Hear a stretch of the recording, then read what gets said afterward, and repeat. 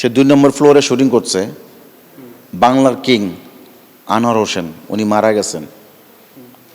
এখানে জানাজা হচ্ছে, সে তার ১ সেকেন্ড লাগতো এখান থেকে এসেছে জানাজায় জয়েন করার জন্য, সে জয়েন করতে আসেনি তো। আর মান্না ভাই বেঁচে থাকলে আজকে সাকিব খান সুপারস্টার কেন, মেগাস্টার দূরে কথা, সুপারস্টার পোস্ট জায়গায় যেতে পারতো না। দেখেন আমাদের শিল্পীদের ভোট দেওয়ার জন্য আহমেদ শরীফ কিন্তু আমেরিকা থেকে চলে আসছে।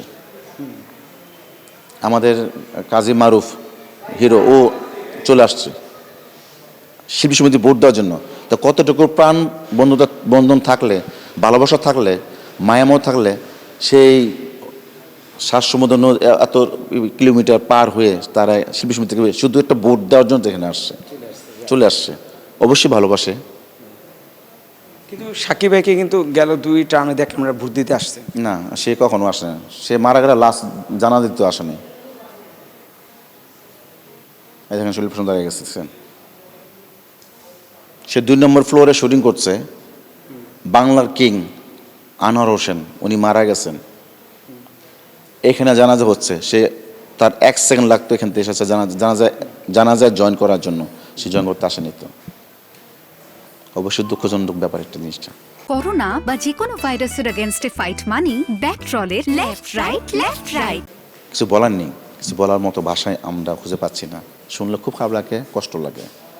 আমাদের অনেক গুণী শিল্পীরা চলে গেছে, কে আছে আর কে থাকবে এখানে? আর আপনি তো অনেক গুণী শিল্পীদের সঙ্গে কাজ করেছেন, যে মান্না ভাইয়ের সাথে কেমন ছিল আপনার সম্পর্ক? মানুষ তো মানে আনলিমিটেড একটা সম্পর্ক ছিল। খুব রসিক, বুঝাতো, শিখাতো, এটা করবো এটা করবো। আমার ওস্তাদ তো আমাকে ফিল্ম আনছে কিন্তু নায়ক রুবেল সাহেব, আমার ওস্তাদ। আমার ফিল্মে আসার গল্প হচ্ছে আমার ওস্তাদ, আমার নায়ক রুবেল সাহেব ফার্স্ট। তারা আমাকে ফিল্মে নিয়ে আসছে, আলাজানকে বুকে নিয়ে আসছে। এটা আমাদের মানবের সাথে আলাদা একটা সম্পর্ক ছিল, ভালো সম্পর্ক। মানবা যেদিন মারা যাবে তার আগের দিন আমার সাথে তার ৩ ঘন্টা কথা হয়েছে জন স্পটে। ছবি নেই, গল্প হয়েছে।